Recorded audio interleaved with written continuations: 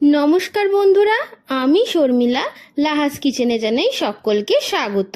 আজকে কিন্তু শুভ রথযাত্রা, তাই আমার চ্যানেলের প্রত্যেকটি দর্শককে জানাই শুভ রথযাত্রার প্রীতি, শুভেচ্ছা ও অভিনন্দন। জয় জগন্নাথ। আজকে আমি আপনাদের জন্য নিয়ে এসেছি ইলিশ মাছের মাথা দিয়ে কচুর শাকের একটি দারুণ রেসিপি। আমি কি করে চট জলদি এই রেসিপি বানাই, চলুন তাহলে দেখে নিই। প্রথমে আমি ইলিশ মাছের মাথা নিয়ে নুন হলুদ দিয়ে মাখিয়ে নেব। এরপর একটি প্রেসার কুকারের মধ্যে আমি কচুর শাক নুন হলুদ দিয়ে সেদ্ধ করতে দেব।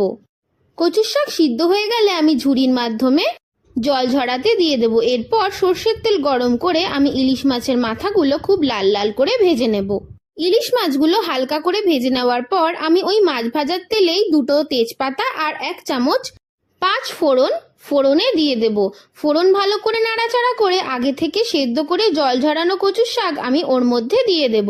সেই সময় আমি দিয়ে দেব 1 চামচ হলুদ গুঁড়ো, কয়েকটা কাঁচা লঙ্কা আর আগে থেকে নুন হলুদ দিয়ে ভেজে রাখা মাছের মাথাগুলো।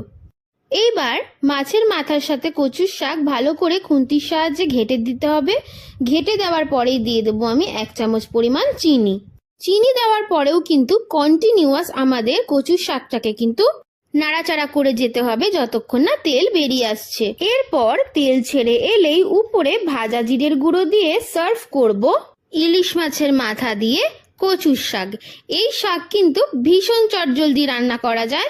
একবার আমার এই পদ্ধতিতে বানিয়ে দেখুন, জমে জাস্ট ফাটাফাটি হয়ে যাবে।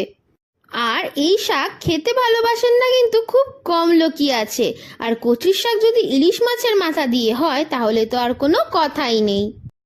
আজকের আমার এই ইলিশ মাছের মাথা দিয়ে কচুর শাকের রান্নার রেসিপি যদি ভালো লেগে থাকে অবশ্যই কিন্তু আমার ভিডিওটা একটি লাইক করে দেবেন আর কমেন্ট শেয়ার কিন্তু অবশ্যই করবেন।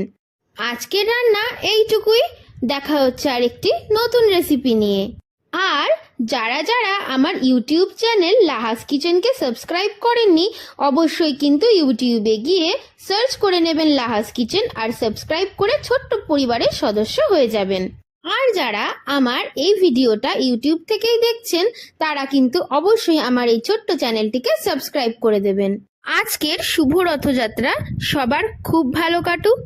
আর সন্ধেবেলায় রথের দড়ি টেনে সবাই কিন্তু জিলিপি আর পাঁপড় ভাজা খেতে একদম ভুলবেন না।